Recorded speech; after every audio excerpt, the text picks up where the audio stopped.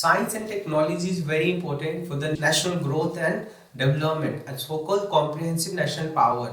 Ministry of Earth Sciences is running a very important program and I would say the scheme. The scheme is called पृथ्वी विज्ञान.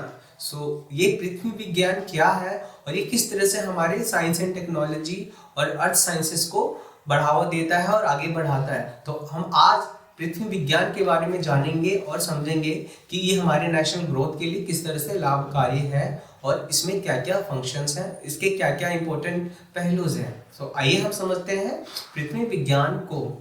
It is a overarching schemes called Prithvi Vigyan and कौन सी ministries को run कर रही है? Remember this can be important for our prelim exam.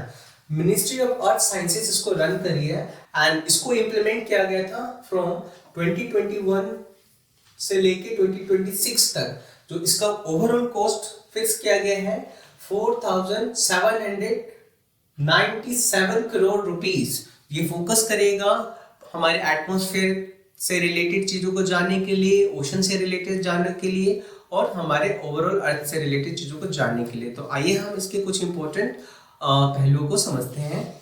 सो पहला ये focus करेगा atmosphere and climate research, modelling, observing systems and service. इसको शॉर्ट में बोला गया है अक्रोस. तो ये हमारे एटमॉस्फेयर पे फोकस करेगा. जैसे हमने देखा है atmospheric layers, we have troposphere, stratosphere. These are some important layers that actually help in sustaining of life on the earth. So इन layers की स्टडी करेगा under acros. दूसरा है ocean services, modeling, application, resources and technology, OSMAR. So हमें पता है oceans कितने important है. Not only important for the resource purpose like marine resources and other resources, but they are also very important for the climate because they act as a carbon sink. So this is very important and so इस पृथ्वी विज्ञान के अंदर ओ smart को भी रखा गया है. तीसरा है polar science and cryosphere research.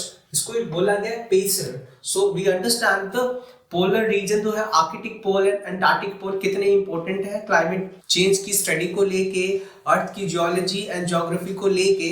तो ये पोलर पेसर जो तीसरा पहलू है फोकस करेगा पोलर एरिया में किस तरह से चेंजेस आ रहे हैं और ये क्लाइमेट चेंज को किस तरह से दर्शाता है और दिखाता है, जिसकी स्टडी की जाएगी. तीसरा seismology and geoscience that called says and research education training outreach that's called reach out. So seismology, we understand India is also prone to the earthquake and especially the northern part. So very prone to the earthquake because of the Himalayan region and the tectonic plates, right? So under पृथ्वी विज्ञान seismology को भी ध्यान रखा गया है और इसकी भी स्टडी पे रिसर्च पर जोर दिया जाएगा. और लास्ट वाला रीच आउट, इसमें फोकस करेंगे रिसर्च को लेकर, training, capacity building of our scientific community. So overall it is a very good program. अगर हम बात करें ऑब्जेक्टिव की पृथ्वी विज्ञान की तो इसके कई सारे ऑब्जेक्टिव हैं, जैसे aims to revolutionize our understanding and interaction with the various earth system. Objective also include long term observation, technology advancement.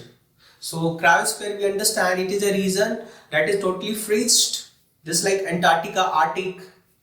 So strengthening the continuous monitoring of earth atmospheres, oceans, geospheres, cryospheres, solid earth, track and record essential things. ये क्यों जरूरी है? क्योंकि जैसे हम आज face कर रहे हैं क्लाइमेट चेंज और natural disasters and degradation of environment and the obviously the forest.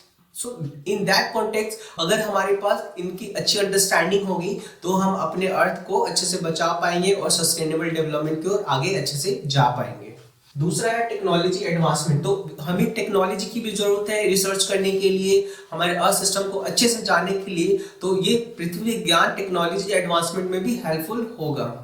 तीसरा पहलू है नॉलेज ट्रांसलेशन. सो जिस तरह से रिसर्च करते हैं और we acquire number of important knowledge that are important for the perspective of many program policies, just like sustainable development goals, policy formulation. So it will also help in the knowledge translation, converting scientific insights, practical services for societal, environmental, economic advantage. So it's very important. Science is for the benefit of the human being and also for the preservation of the nature. So this is how it will be helpful.